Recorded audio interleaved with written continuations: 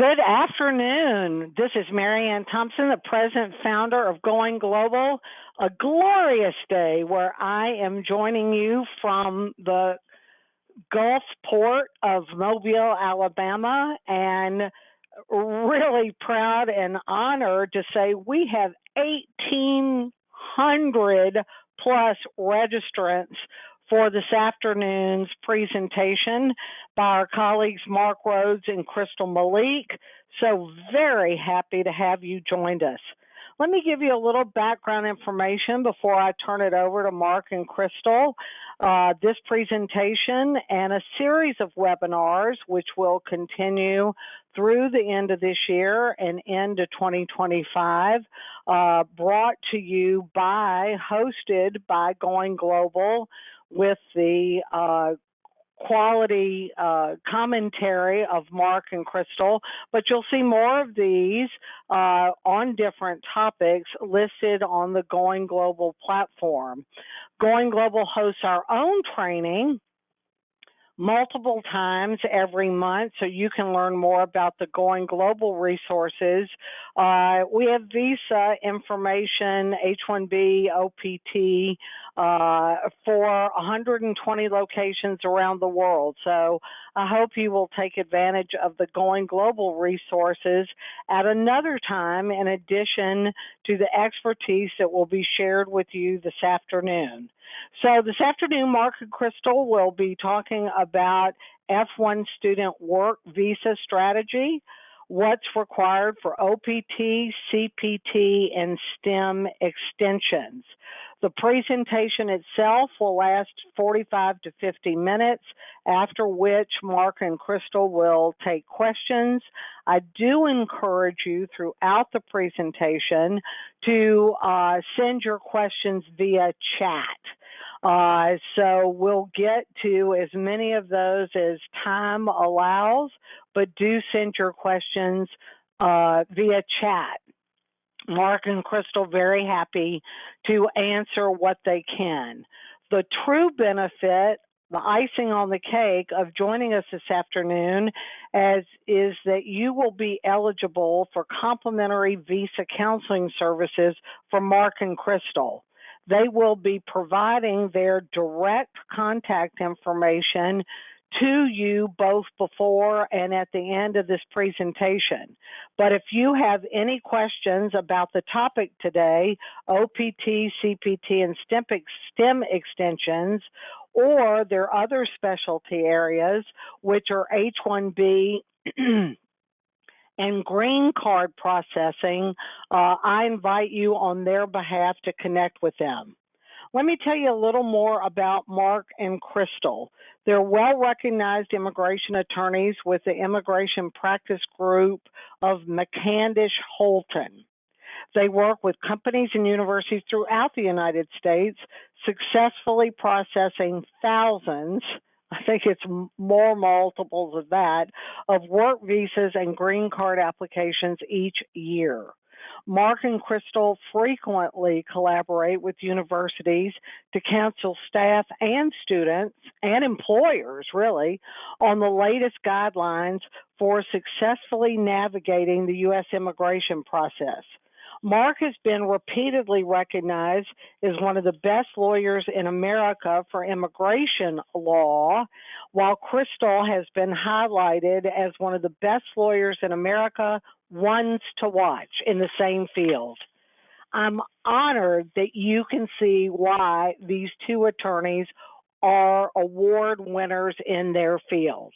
So with that, Mark and Crystal, handing off to you, my friends. All right, thank you very much. So as Marianne said, my name is Mark Rhodes. This is my law partner, Crystal Malik.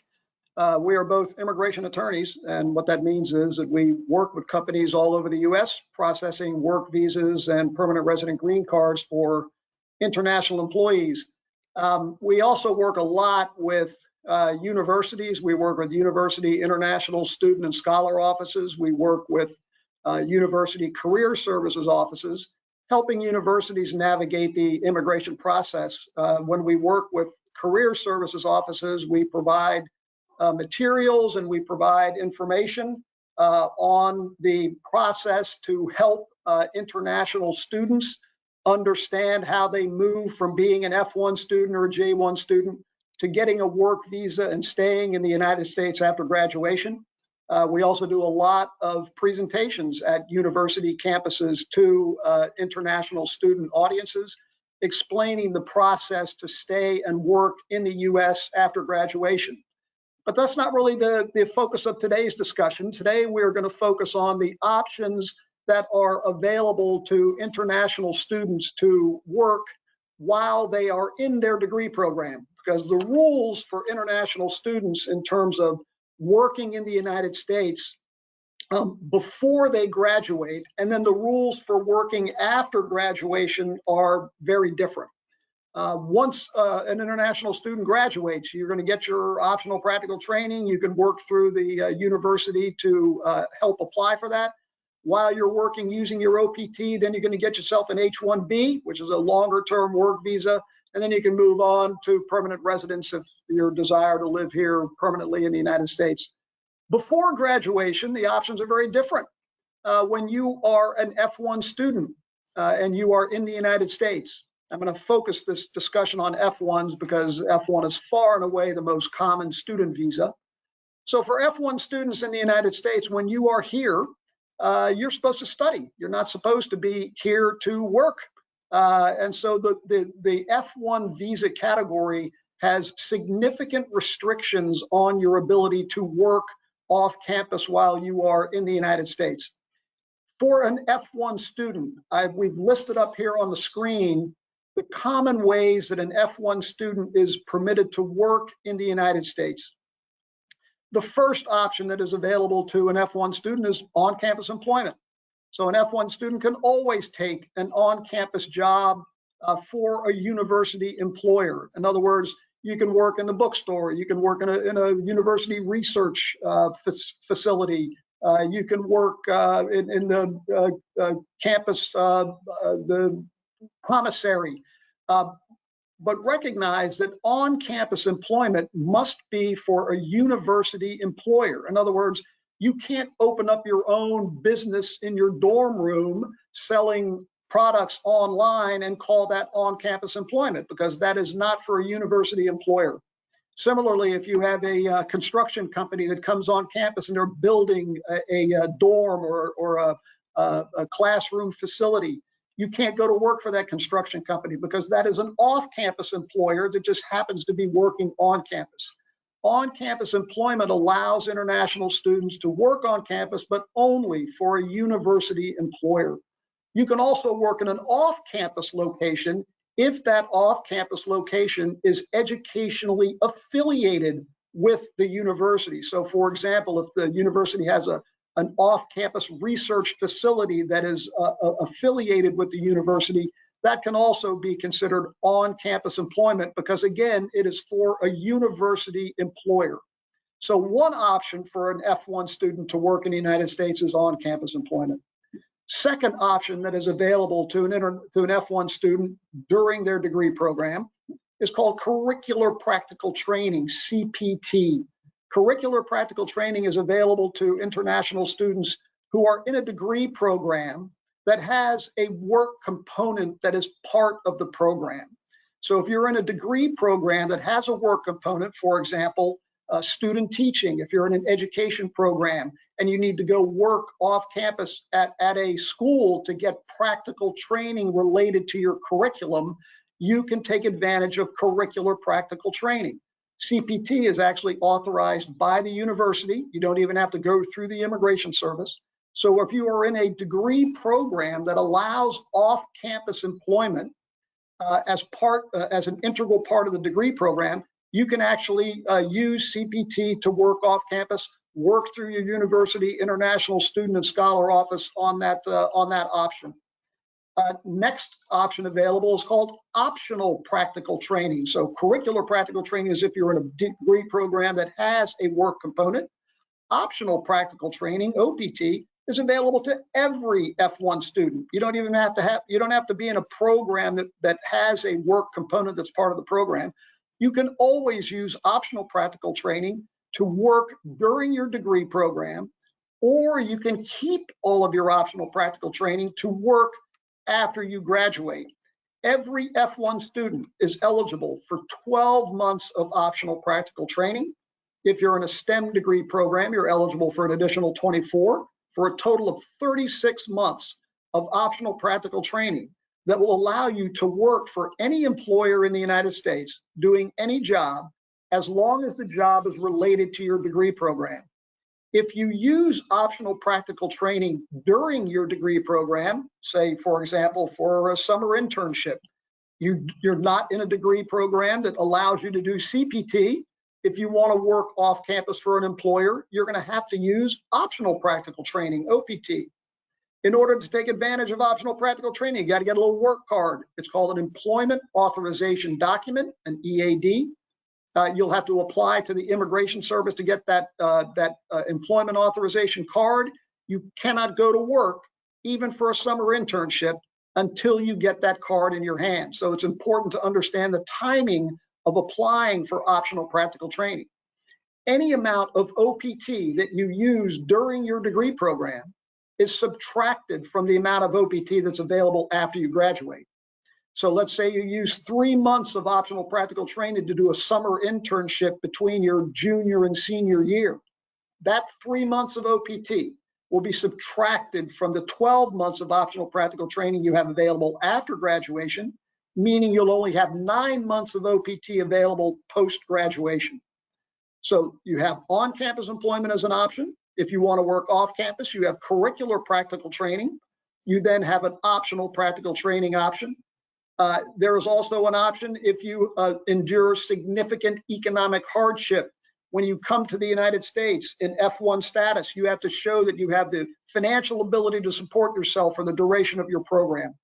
If something calamitous happens, your country devolves into revolution, or your parents are killed in a plane crash, or some other economic hardship befalls you, you can apply to the Immigration Service to get work authorization to allow you to work off campus based on severe economic hardship. And again, you can work through your international student and scholar office if you suffer this unfortunate circumstance. Another option to work off campus is through certain designated international organizations. If you work for an organization that is part of the designated international organization list, you can actually work off campus. Things like the United Nations, the International Monetary Fund, the World Bank. There are organizations that will allow you to work off campus for one of these designated international organizations. And those are really the only realistic options that are available to an international student who wants to work while they're during their degree program. I get lots of students who say, okay, look, I'm not working on campus. I don't have CPT. I'm not in a degree program that has it. I don't want to use my OPT. I want to save it until after I graduate. I'm not suffering economic hardship, and I'm not going to work for a designated international organization. But I want to work off campus, and I want to get experience. Why can't I just go and volunteer? And I can tell you that that is almost never a sensible option. If you are working off campus, even as a volunteer, if you are providing a productive service for an organization, you're supposed to be paid. And if you're supposed to be paid for the work you do, even if you're not paid, if you're supposed to be paid, then you are supposed to use one of these work options available to you, like CPT or OPT.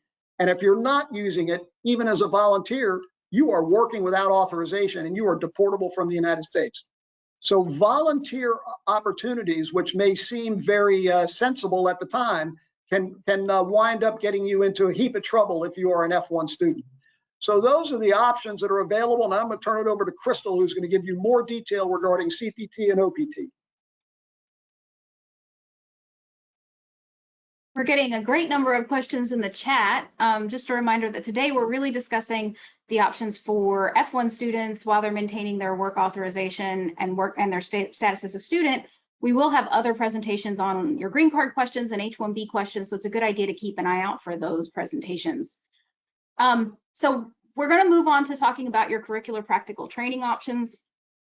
When you want curricular practical training, when you want any of these work options, you're going to be working with your DSO ISS. So your designated school official who's in your international student and scholar office. basically, they're going to be controlling your status pretty much the entire time that you're an F1 student, whether that's for curricular practical training, your optional practical training, for your STEM OPT, any of those options, your ISS, your DSO is going to be your #1 contact. They're going to be your lifeline. They're going to be the ones who control your CBIS record. They're going to be the one who authorize all of this and tell you what the rules are and help you to maintain your status. So for curricular practical training, what we're talking about is a type of work authorization that will allow you to complete those internships that you have to do during school, will allow you to complete learning opportunities and work for a company full-time or part-time off campus.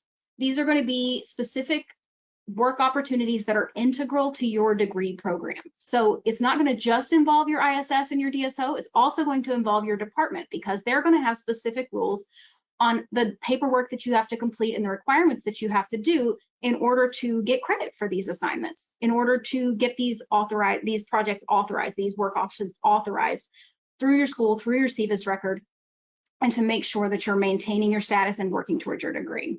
So when you decide that you want to take a CPT, the school will tell you exactly what your requirements are, who you need to talk to in your department, who you need to get signatures from, how you're going to complete assessments that show that this work authorization, this job, this work and learning experience is actually helping you with your degree program. The ISO, the DSO, is going to note the exact dates that you're going to be allowed to work in your CBIS system. They're going to issue you an I-20 with the specific name of your employer and the dates that you're allowed to work for that employer. It is extremely important that you get this I-20, that you save this I-20, and that you work exactly according to the terms of that agreement. You can't start working before the date that they've authorized, and you can't work after the date that they've authorized. It's going to be super important that you keep them in the loop if you need an extension, and it's going to be super important that you make sure your employer understands that you're limited by this document. So like we said, these can be approved for part-time, 20 hours or less per week, or full-time. For example, if you're in a co-op situation. CPT can be paid or unpaid according to the requirements of the school. Really important to understand that you don't want your CPT to go on for longer than 364 days if you're doing full-time curricular practical training. Lots of students want to be able to work the entire time, and it's just not possible while maintaining your optional practical training eligibility. So what'll happen is you're going to want to make sure that each time that your job stops, so let's say that you're just doing a semester at a time, you're going to want to make sure that the dates that you actually worked are reflected on that I-20. And you're going to want to make sure you don't hit more than 364 days of full-time CPT. Part-time CPT, 20 hours or under, does not count against this limitation, but those full-time days do. Now, one thing that we get asked a lot of questions about when we do these presentations is questions about day one CPT as an alternative to H-1B. Let's say that you wanted to get H-1B, you had an employer who applied for you, but you weren't selected in the lottery because so many people are entered into the lottery every single year. Well, what will happen is sometimes you've done your bachelor's degree, you've been entered in the lottery, and you didn't win, so you'll want to go back and do a master's degree. Or you've done a master's and you want to do a second master's. So you'll go to a school, and the school has a requirement that you do these learning opportunities from the first day that you start the program. They will have a very specific program in place. They will tell you what their requirements are, and you would be allowed to start your work based on that day one CPT work authorization.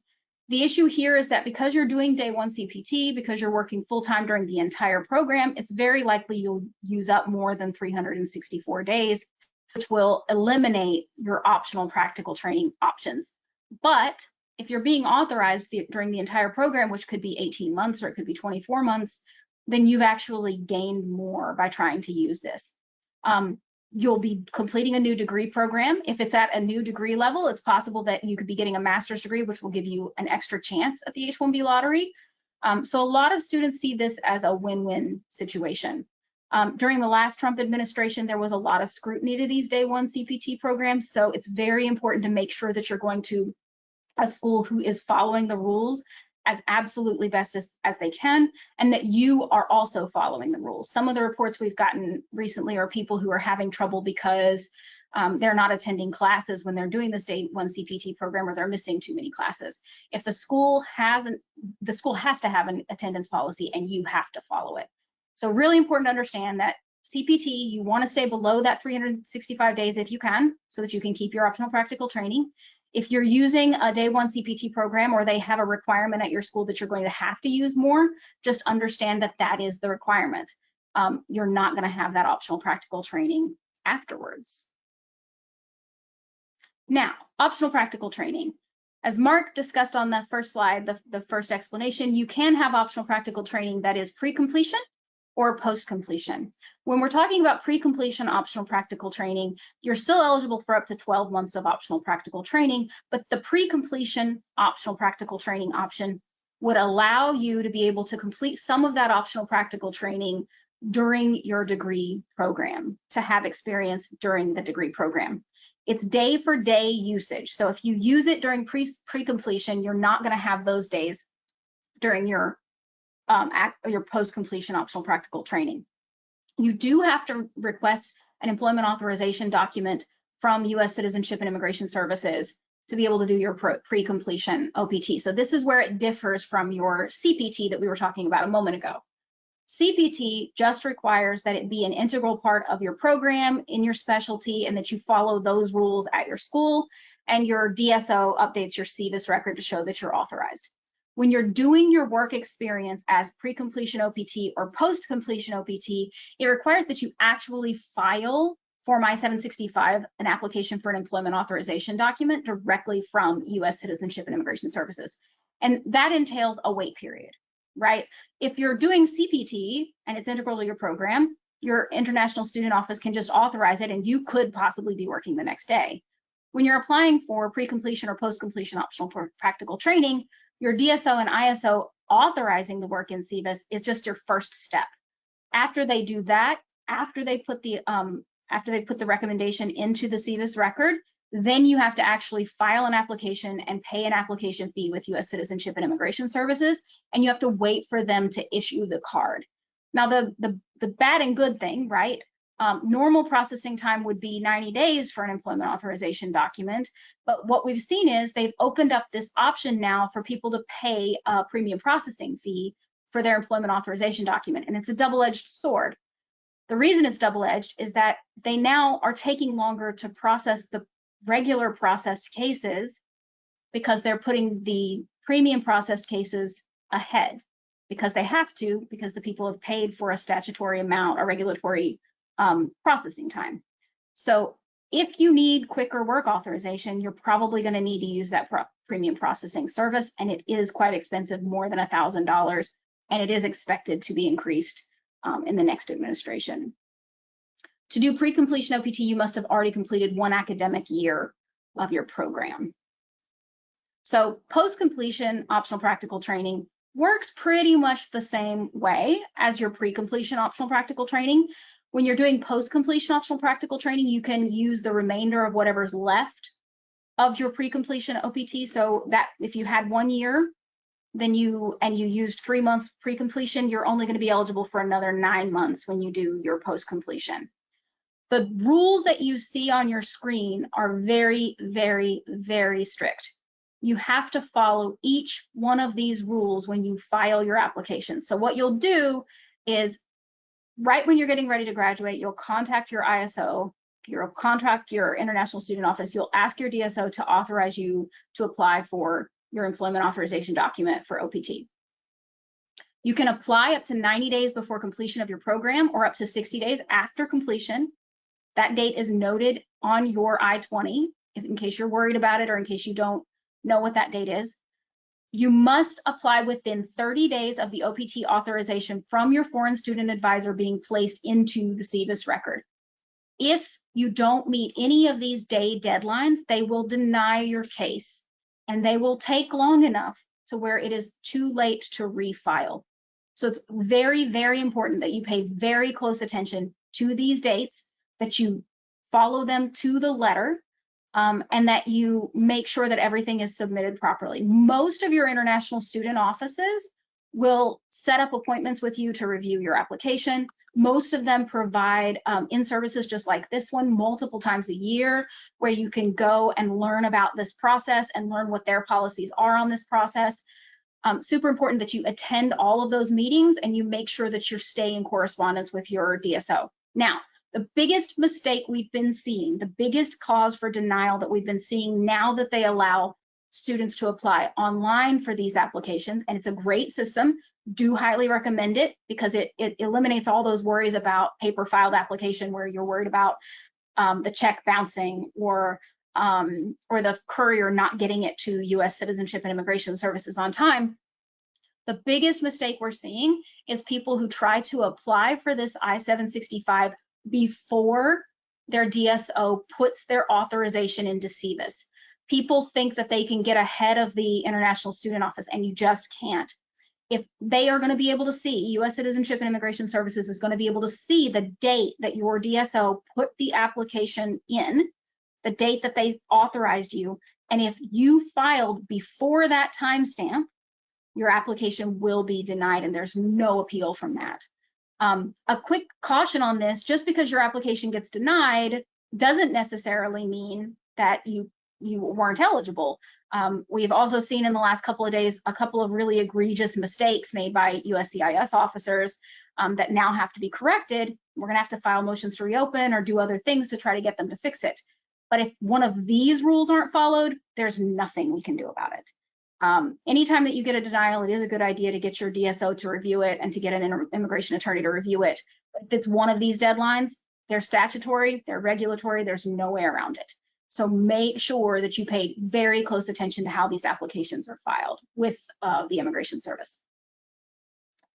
Now, what's really, really great is that everybody who graduates at a new degree level from a U.S. university is eligible for 12 months of optional practical training. What's really great is if you're a science, technology, engineering, or math person, a STEM degree person, then you're going to be eligible for an additional 24 months of work authorization through optional practical training after your initial 12 months of OPT. And you are eligible for that at each new degree level. So you could do an associate's, you could do a bachelor's, you could do a master's, and for each one of them, you're going to get your initial OPT, and you can get up to 2 sets of 24 months of STEM OPT. The rules here are that you have to have graduated in one of these majors. The way that you just decide and determine if you're a designated STEM degree major is on your I-20. There's something called a CIP code. It's about the center of page 1 of your I-20. And there's a list that's published by the Department of Homeland Security that tells you which codes are designated STEM fields. So if you haven't already, definitely take a look at that list, see if you are a STEM graduate.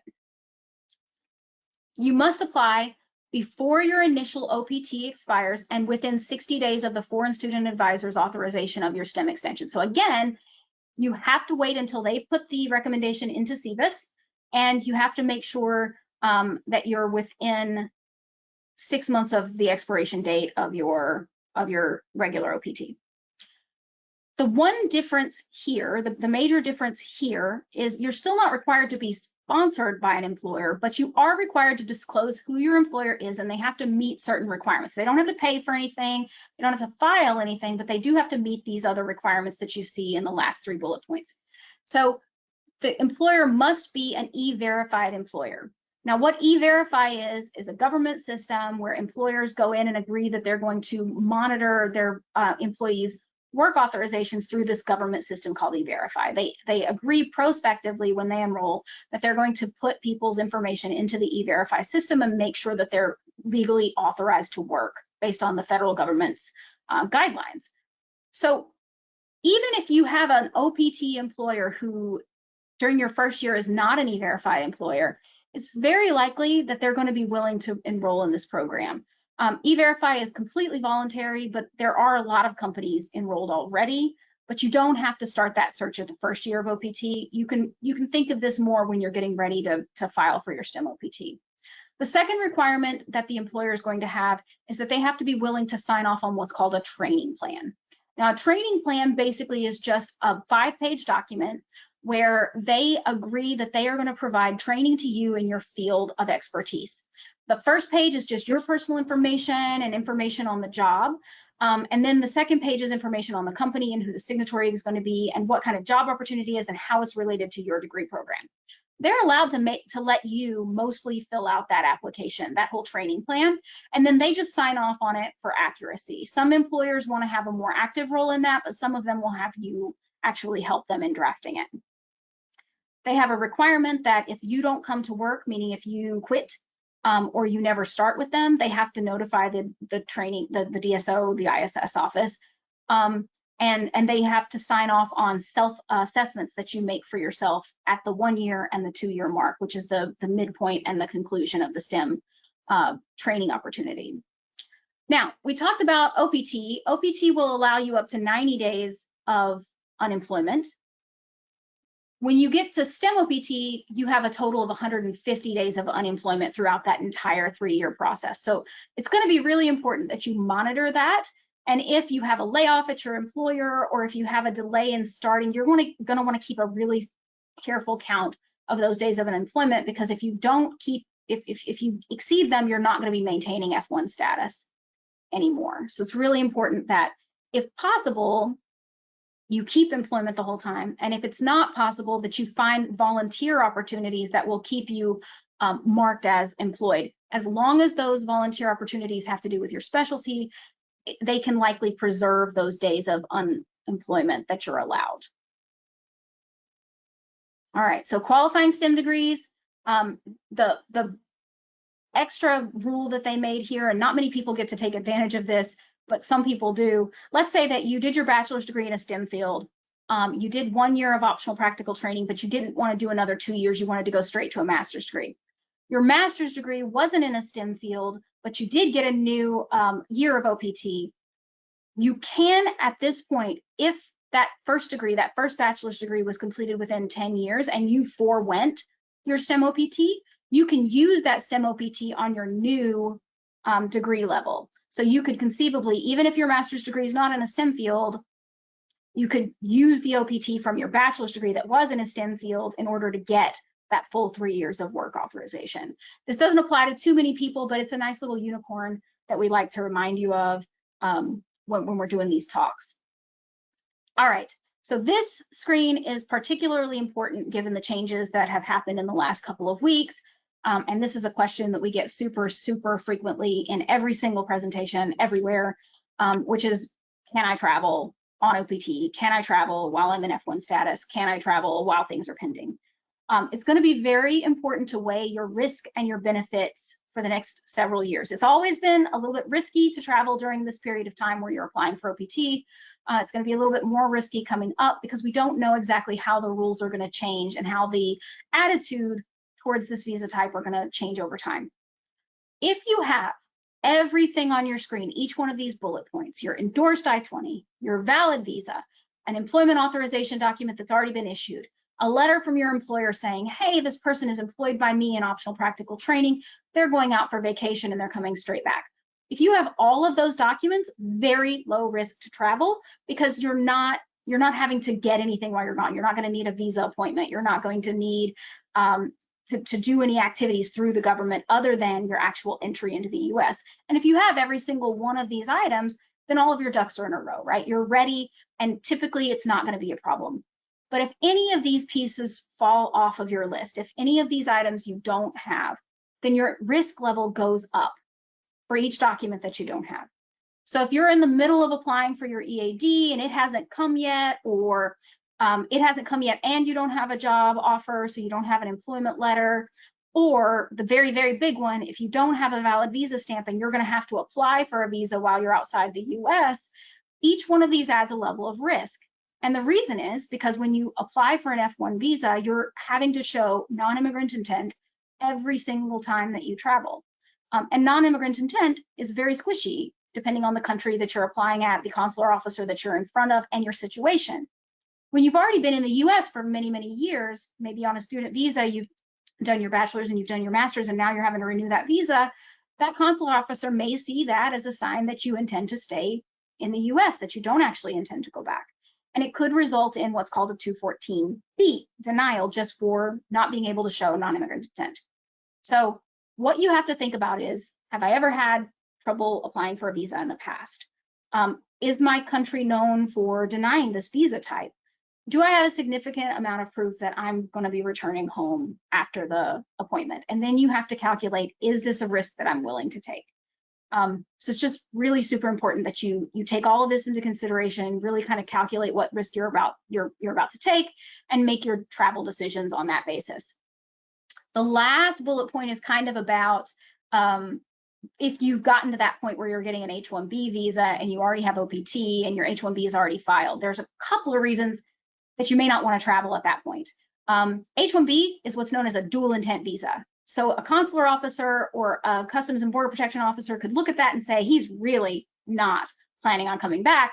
He has an H-1B already approved. He has an immigrant intent. Even though H-1B is just a dual intent visa, they can still put that onto you, and then you would have to wait until it was time to come in on your H-1B visa to come back into the US. And that would be a delay, right?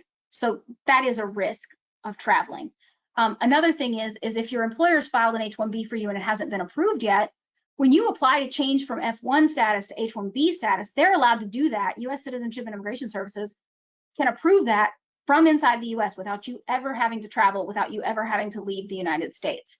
And if you leave, then that part of the application is abandoned.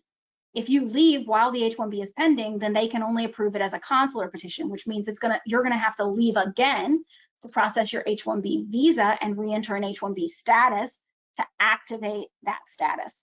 So it's just a really risky time to travel if you already have an H-1B filed and not yet approved.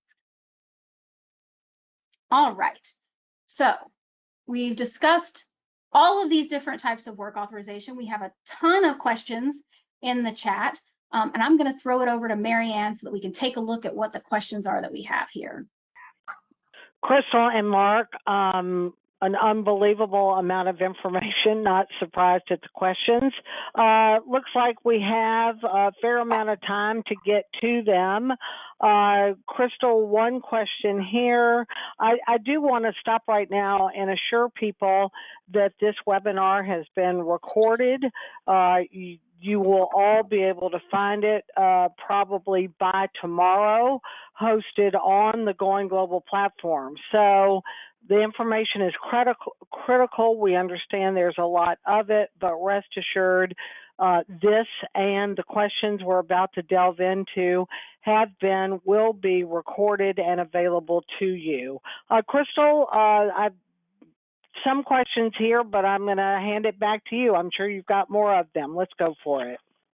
Let me just jump in here real quickly before getting into the questions, because I want to make sure that everybody who is listening in understands that the work options, CPT, OPT, economic hardship, whatever, questions regarding these options are always best addressed by your international student and scholar office. They are the ones that have access to your SEVIS record. They are the ones who are on the front lines with regard to these pre-completion work options. I mean, this is a good overview. We're certainly happy to answer questions, but in almost every circumstance, I'm going to direct you first to your international office, and they're going to be able to handle most of these questions. If they get some nuance that is difficult, we're certainly happy to help, but that's the first option to answer your questions.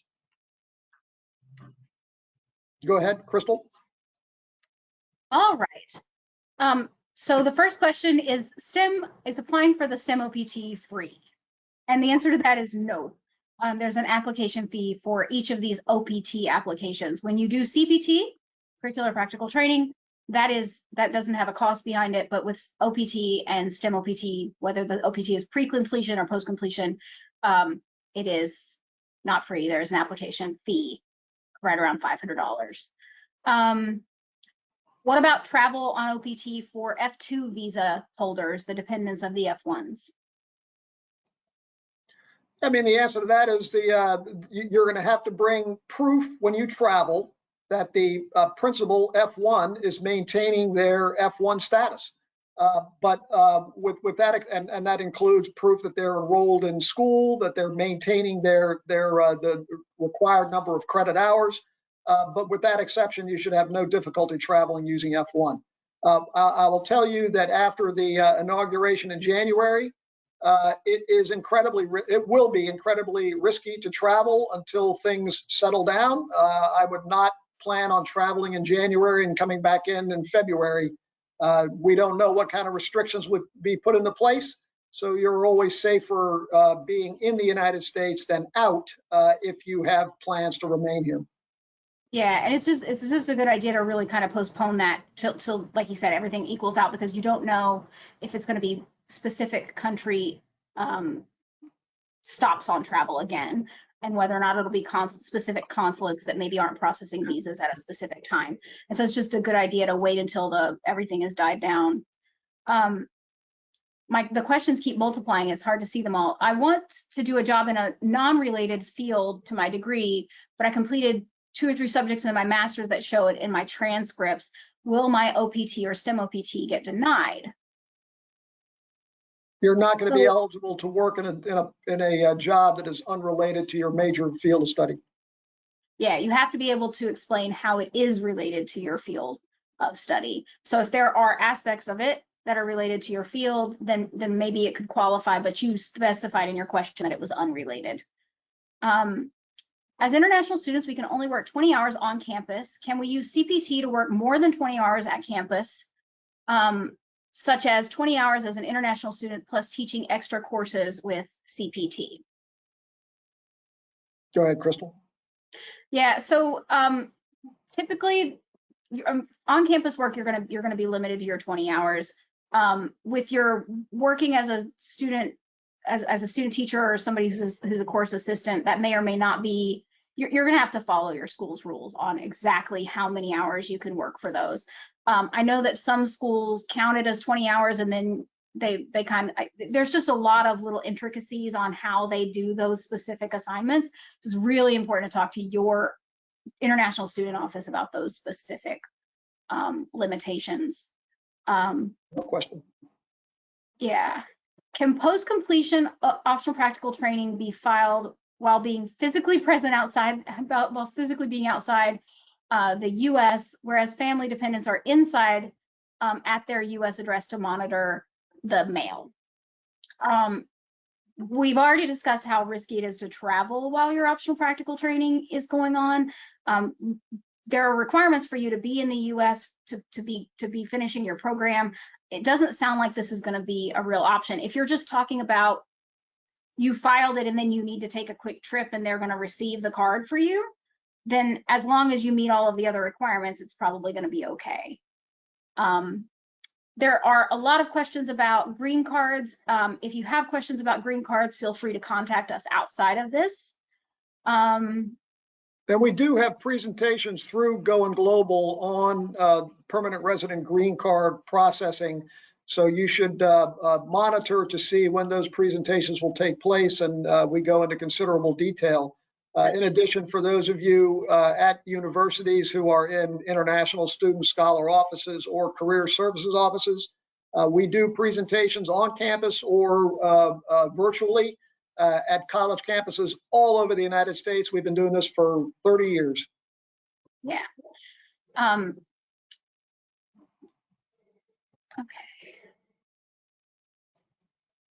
For a summer internship, should we use CPT or OPT? Again, definitely a question for your international student office. It's going to totally depend on the exact facts of the opportunity.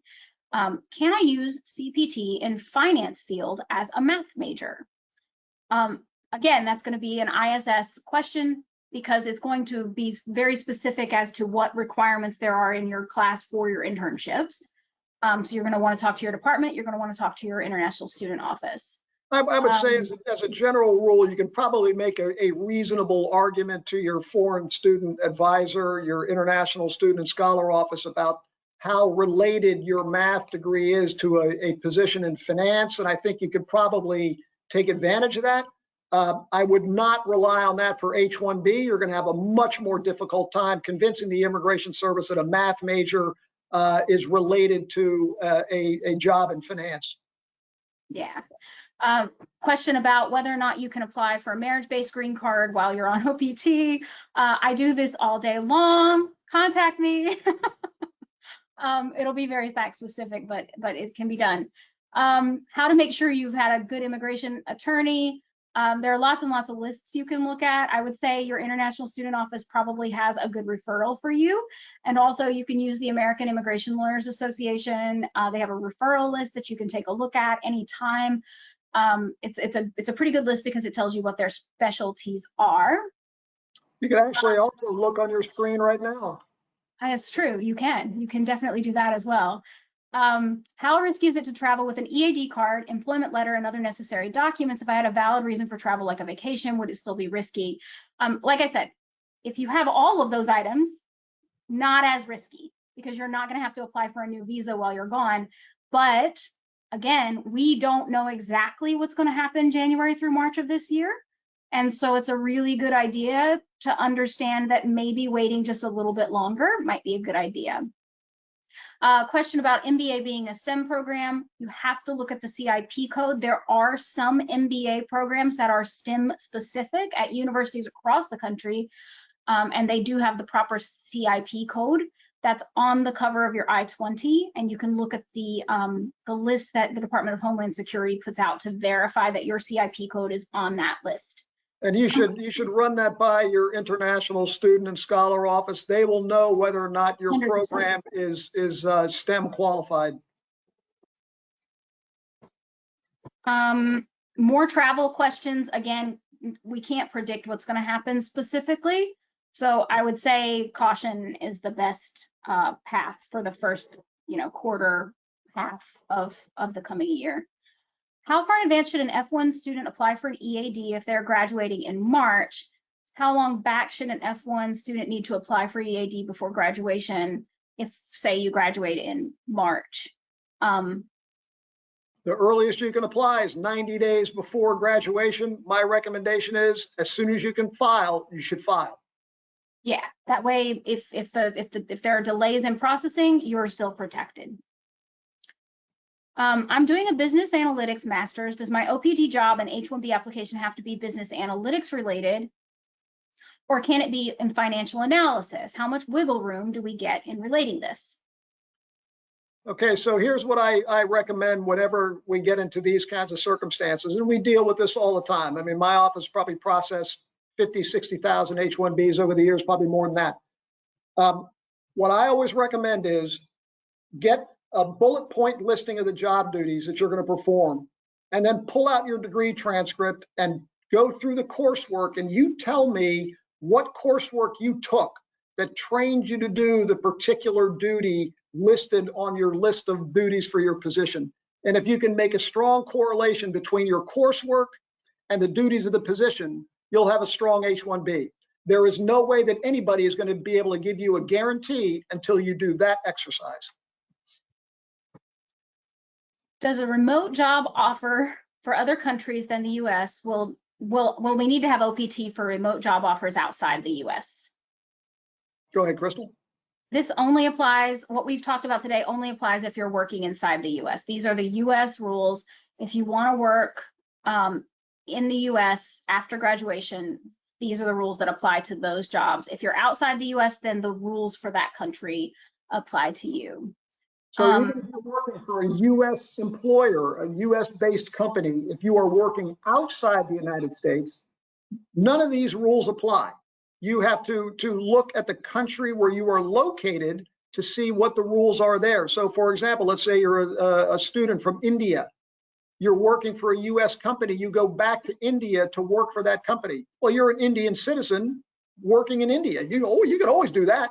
The question is whether or not the company is authorized to hire you in India. That's a different issue. But for you, you don't have to worry about US immigration rules unless your feet are physically on US soil. Here's a question that I actually have seen before. It's a question about H4 and OPT and whether or not you can stay in H4 for some time and then use OPT. Specifically, you have to be in F1 status to be able to use optional practical training. So if you're in H4 and you want to be able, and so H4s can get work authorization based on whether or not their H1B spouse has a green card process. So if you're an H4 and you can get an EAD, that's a great idea for you, because sometimes H4s don't have to pay international student fees. When you're an F1 student, you have to pay international tuition. So if you can't get an EAD based on being an H4 who's married to an H1B with a green card process, then you're going to need to switch over to F1 status, and you're going to need to do that pretty quick, because you need to be in F1 status and having and been studying so that you can apply for optional practical training. So at any point during your degree program, you could apply for it, but you need it to be approved before you graduate, and you need to have already been studying in the US for a year. But all of your studies don't have to have been in F1, but you do have to be in F1 before you graduate. When applying for post-completion OPT within the 60-day period after graduation, and it exceeds the 60-day mark to approve, will that affect their legal status? So while you have an application pending, you're in a period authorized to stay inside the US. You can't work until you have your EAD in hand with an approval date. So you're not going to be out of status, and you're not going to be accruing out unemployment days. So it doesn't really impact you. It just messes up the amount of time that you're going to have to work. And this is why using premium processing is a good idea with these applications, so that you make sure you get an approval and you get to use your entire full year. So if it's an option for you, using premium processing is a really good option. But if your application does take longer, it doesn't harm you, except for it takes away from the amount of time that you'll be authorized to work. As an aerospace engineer student, there's a strict requirement that you are either a green card holder or a US citizen to be considered for employment. If I find a job, an electrical engineer in an aerospace company, will my OPT be approved, since it's not possible to get an aerospace engineer specific job? Your OPT being approved does not depend on you already having a job offer until you get to STEM OPT. At the STEM OPT time, as we said, you're going to have a training plan, you're going to have an E-verified employer. But for that first year of optional practical training, you're going to be able to get that approved without having a job offer already. But what you have to show, again, the relatedness between the duties of the position and the courses that you took in your degree coursework. So find out what the duties of the position. We can't answer this in a vacuum. We need to get a bullet point listing of the job duties. You need to look at your degree transcript and show how those courses relate to each of the duties that you're going to perform. And if you can make a strong case, then no problem. Yeah, and I would just say that aerospace engineer jobs that are for the government specifically would require these things, and maybe for a government contract. But we work with a lot of people who are in this field and have jobs and are not LPRs or US citizens. So there are jobs out there that don't specifically require green card or US citizen before you can be hired. So you'll need to find a job that does relate to this degree and will accept you as an employee, both. Do I have to get a CPT authorization to work during my school break? If you're going to be in the United States working as an F1 student, it has to be authorized. Whether it's on-campus employment or it's CPT, it has to be somehow authorized under one of the rules that Mark described. Are you advising that students should remain in the US between January and February till the new administration settles in? If that's possible for you personally, it's probably a good strategy. I mean, in the last administration, the administration banned travel into the United States for citizens of certain countries. We don't know if that's going to happen again. I think history will probably repeat itself. And if you're from a country that ends up being having a travel ban, then you're going to be stuck outside the U.S. There's no way to predict that, no way to know what countries, but there is that risk. And there's no way for an attorney to demand that you be let in.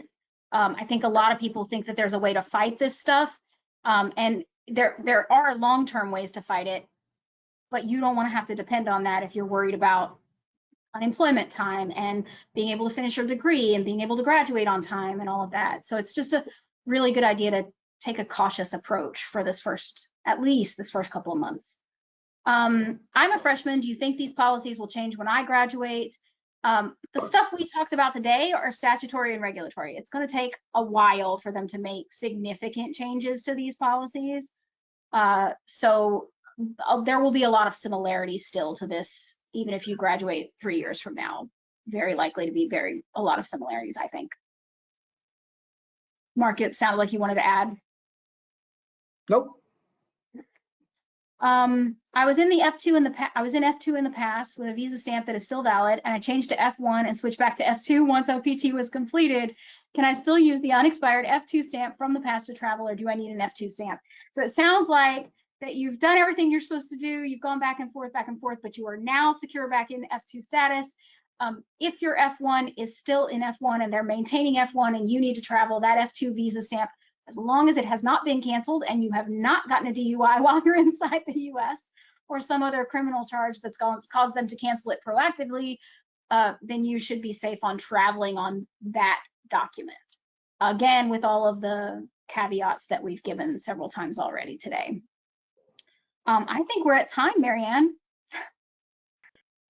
Amazing amount of information, Crystal and Mark. I thank you on behalf of the over 1,000 attendees to this afternoon's presentation.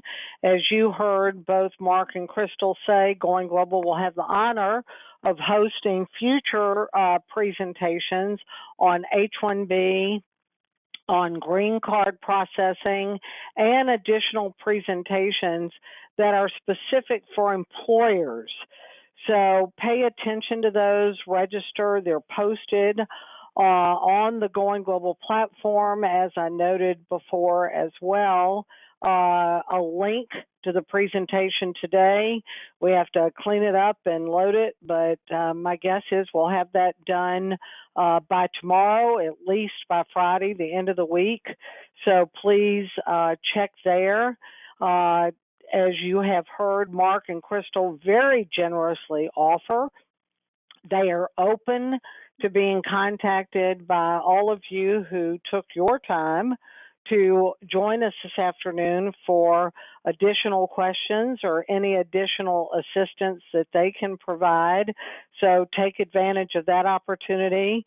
In closing, again, I want to remind you that GoinGlobal is an exceptional resource with similar information on 120 countries, 16 million worldwide job and internship opportunities, and the largest H-1B visa application database out there. We have 6.5 million records. We also have additional OPT guidelines that complement the information that Mark and Crystal shared this afternoon. And the great benefit, if you visit the GoinGlobal platform, we have 500 listings of American-based OPT-friendly employers.